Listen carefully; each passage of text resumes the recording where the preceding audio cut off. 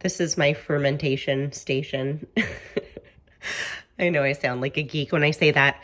Okay, so a few days before I get started with the bottling of kombucha for its second fermentation, I run tap water through a Brita water filter, and then I just pour it in this big bin and let it sit for at least 24 hours. I'm going to fill it up to 8 quarts because I do 2 3/4 gallon batches at a time. But anyway, you want the chlorine to be removed from the water, and that happens when you leave it just sitting on the countertop overnight. I do cover it.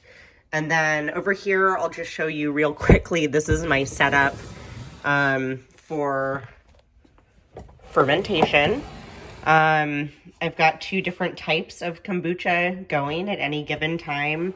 I've got the green tea and mate. They're both really delicious. I do have a thermometer on the side of the jar. The ideal temperature is between I believe 79 and 82 degrees. So you kind of want it in that specific range to get the best flavor. And the way to do that is through these heating pads. I've found that just leaving it air temperature is not as good. So I bought these heating pads on Amazon. They're for kombucha specifically. It's like fitted for these jars. And then you can change the heat, but I just leave mine on medium, and that seems to do the job pretty well. You're going to want something to cover your jars to keep any bugs or dust or anything like that out. You can just do something as simple as a cloth or like an old t-shirt with a rubber band around it. That totally works fine. And then in here, you'll see the really creepy looking pellicle. In that book I recommended to you, it's called a SCOBY, but the SCOBY is actually the liquid which does the fermentation process. So that pellicle is the byproduct of fermentation. It's a good sign that things are working, and I've found ways to actually use it for like fruit leather and other things. Okay, so that's my setup. Sorry for talking so much. I will check in with you after this water is prepared. All right, today is the day we're gonna brew our kombucha, and I'm setting up. It looks like a big mess because I'm gonna show you what I am using. Normally it's not so crazy here. But take a look at the kombucha here. It has definitely, it's ready to go. I have tasted it off the top with a straw, and it's to the right sour level that I like. If you brew it longer, it will get more sour and acidic. Shorter is more on the sweet side. Over here, I've got a water boiling thing, a tea kettle, and it's filled with that water that I had placed out overnight, so it's non-chlorinated. I use a ladle like this to take kombucha off the top for the next starter. And then these are some of the ingredients I'm going to experiment with today.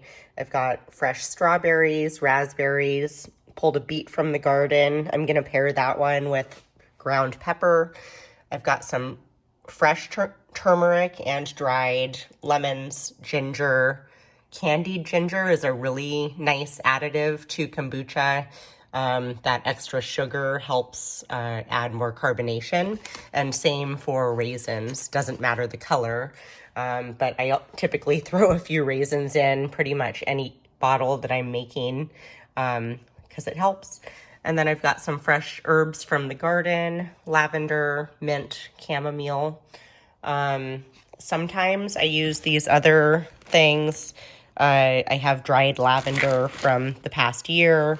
I ordered a bunch of rose petals online.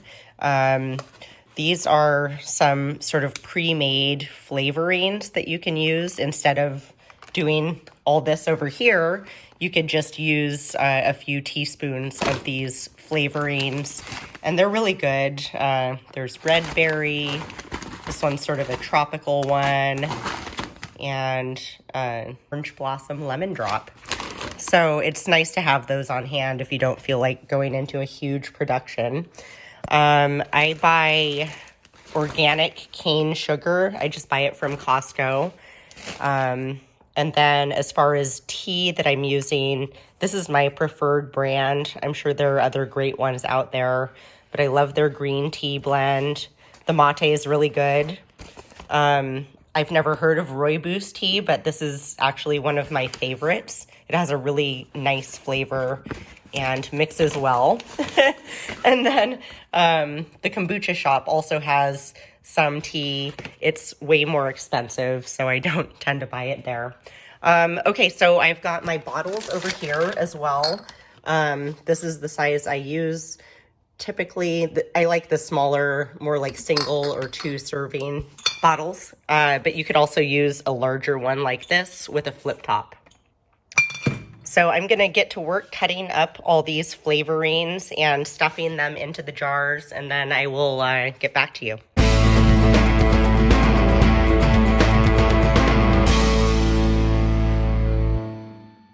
Okay, so I've got my bottles ready. You can see I've got just a tablespoon to a tablespoon and a half of flavoring material in any given bottle.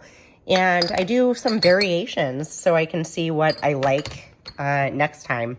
So those are ready to go. Okay, so I use these Tupperware containers just temporarily to hold the SCOBY for my next batch. Take the cover off.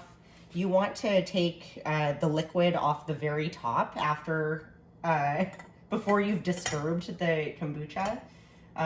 Once it's been disturbed, it sort of mixes everything together, and what you want is the strongest starter for your next batch, the strongest SCOBY. That always is on the top. What goes to the bottom is the yeast, and before we bottle it, we'll mix everything together. So 2.5 ladles, around a couple cups of liquid is what I'm trying to preserve. And you just put that aside. Okay, now we have to get this, it's called a pellicle. It looks like an alien. We're gonna take that,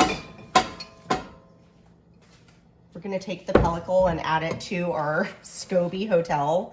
SCOBY hotel is sort of creepy, but it's basically a place where I store all these old pellicles, and then I'll make things out of them. These can be thrown in your compost bin if you don't want to deal with them. That is an example of some yeast or something that's formed on the SCOBY. You can kind of remove it if you want. It's not harmful. It's just sort of a byproduct. You can see in this one I have two pellicles. One is from this batch, and one I had thrown over from the prior batch. It's not needed for the fermentation process. I'm just sometimes lazy and don't add it to this SCOBY hotel. The other thing you want to do is add some either sweet tea or even some of the kombucha to this to keep it fresh and to keep everything alive. You want it to stay living and breathing. Because of that, you're just covering it with cloth, like with the brewing kombucha. And this just goes back in my pantry. So I'm gonna stir it to get everything mixed together. I use a funnel with a screen in it, and that way it'll catch some of those creepy things that you're seeing floating around in the kombucha. And then you basically just start filling the jars. You want them to be filled as close to the top as possible. I just overflowed. You could even fill it up a tiny bit more, basically to where the top screws on, and close it tight because you want the air to be trapped inside.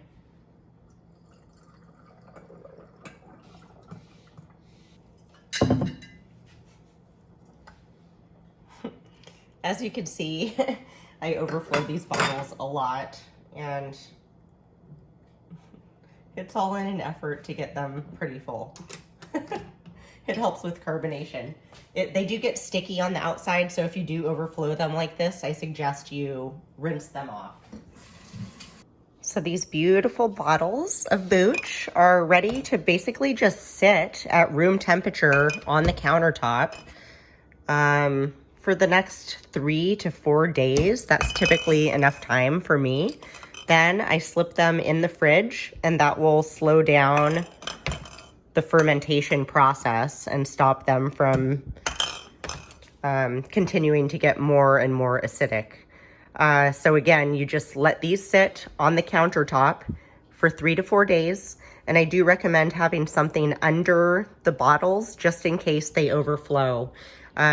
You want to make sure that the lids stay tight. So if you notice any leakage, address it when you do.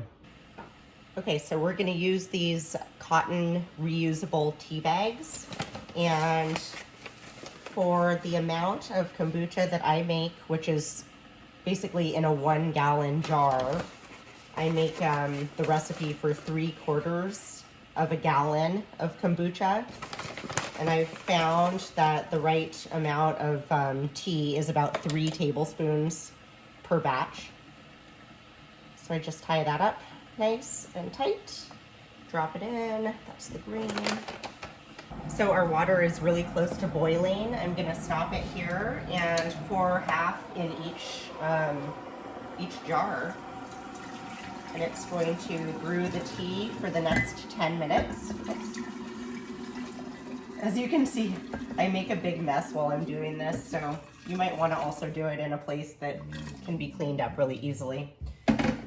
Okay, so I'm gonna set my clock for 10 minutes and I'm gonna come back when this is done brewing.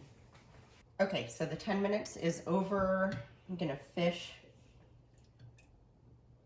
the tea bags out and I'll wash them out for use at a later time.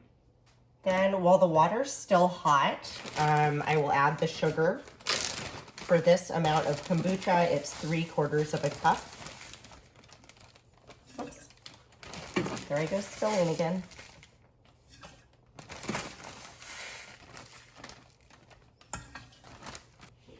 Once the sugar is in, then you're gonna wanna just swirl it around so that it all dissolves completely.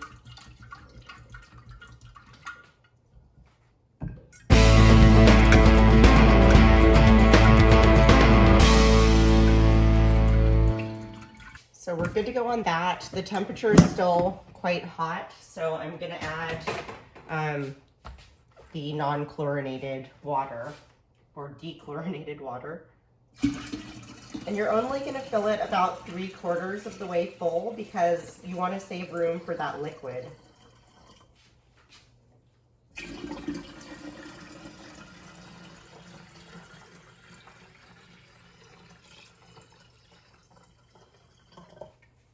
We want the temperature to come down a bit. It's 93 degrees right now. That ideal temperature for brewing kombucha is between 79 and 82. And if it's too hot, it'll kill the starter. So you just want to give it a few minutes, make sure it's not totally scalding hot. I think anything below 90 is okay, or at least worth the risk.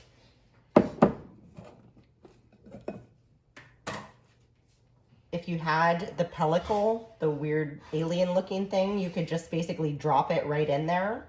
Again, that's not required. And then you just gently add the starter liquid to the top.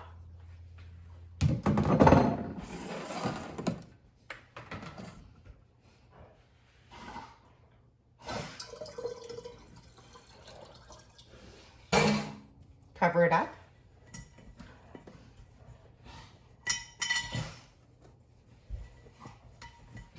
Then we'll put the heating pads back on.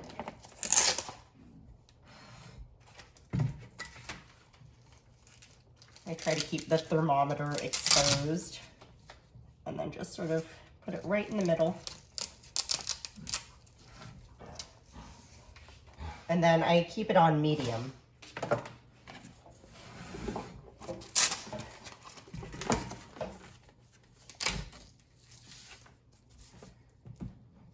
So I would plug these in that little other corner of my kitchen, and I will mark the date that I started the kombucha.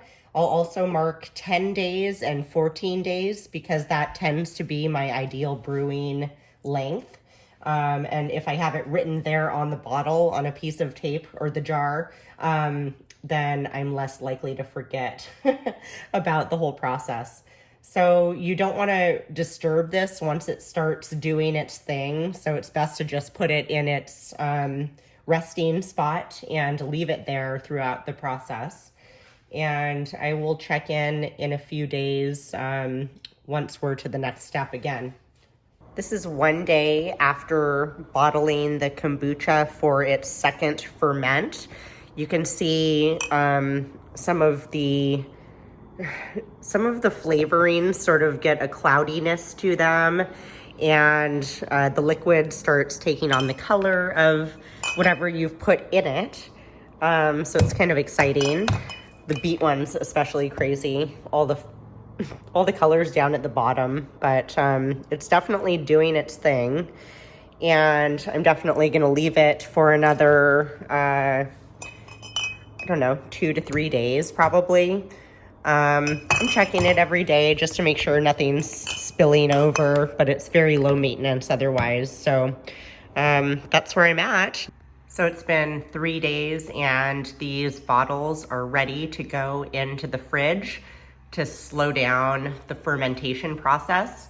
You could leave them out longer, but I find 3 or 4 days is about right. So they go in the fridge and then you can start drinking them and enjoying. And finally, when you're ready to drink your kombucha, I use sort of a sieve like this, and I basically just open this over the sink because it does have a tendency to explode. Some carbonation tends to build up pretty strong in some of these batches. So you definitely want to be either outside or over a sink. And then I just pour it through that sieve into my glass and enjoy. You can also add ice cubes if you like. I hope you love kombucha as much as I do.